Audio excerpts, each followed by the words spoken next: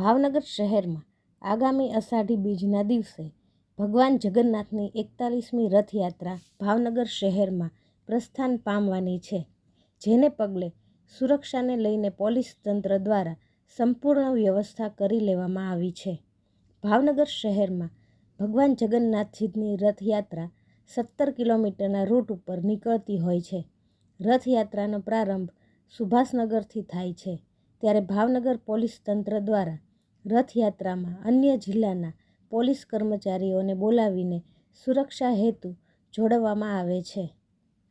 ત્યારે હાલમાં પોલીસ તંત્ર દ્વારા ફૂટ પેટ્રોલિંગ રથયાત્રાના રૂટ ઉપર યોજવામાં આવ્યું હતું.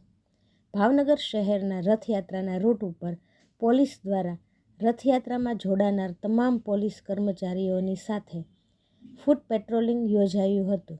પોલીસ દ્વારા રથયાત્રાને પગલે કેવા પ્રકારનો ચાપતો બંદોબસ્ત ગોઠવવામાં આવ્યો છે તે લોકો સમક્ષ ફૂટ પેટ્રોલિંગ દરમિયાન મૂકવામાં આવ્યું હતું.